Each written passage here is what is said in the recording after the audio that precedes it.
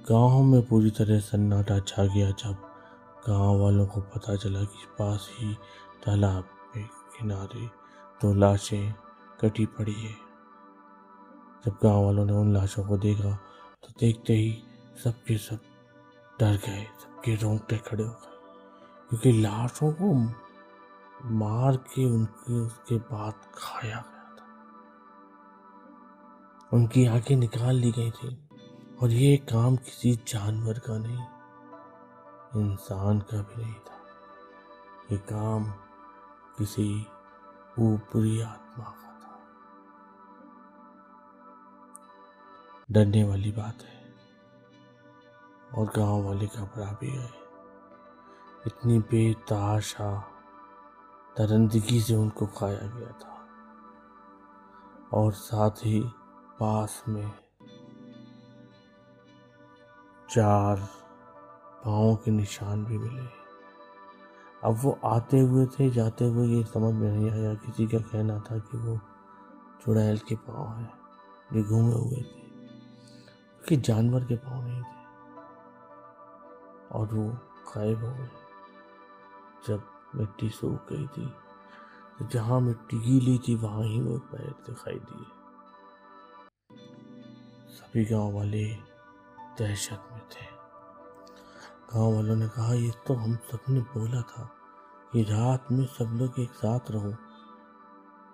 पंडित जी ने बताया था ना कि कुछ प्रेत आत्माओं का वास इस तालाब के पास है, तो इन लोगों को यहाँ रात में आना ही नहीं चाहिए था।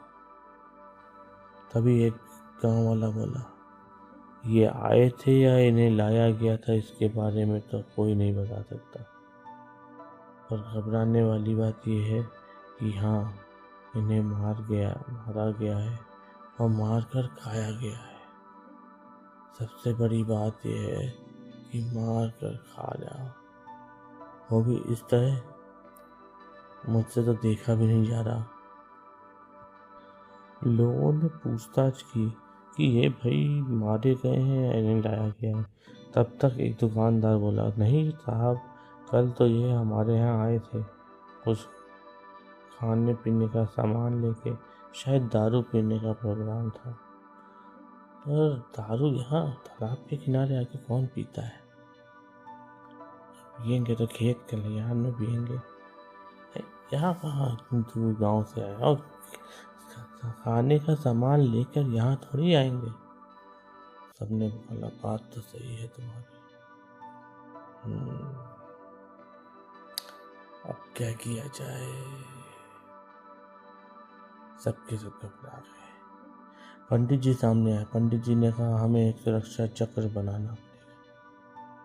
इस सुरक्षा चक्र के अंदर हम लोग रहेंगे और इसके बाहर ये आत्मा है,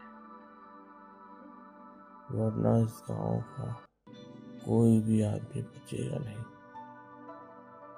मैं एक काम करता हूँ, पूरे गांव के चारों तरफ एक सुरक्षा चक्र बना देता हूँ और रात में आसपास के गांव वालों को भी बता दो, कोई इस रास्ते से ना आए, क्योंकि एक बार इंसानी खून आत्माओं के लग गया है तो अब वो बार बार हमला करेगी। सभी गांव वालों ने उस पंडित जी की बात मानी। हवन हुए और गांव के चारों तरफ एक सुरक्षा चक्र लगा दिया गया। बाकी अब आगे क्या होगा, इसके लिए आपको देखना पड़ेगा, सुनना पड़ेगा।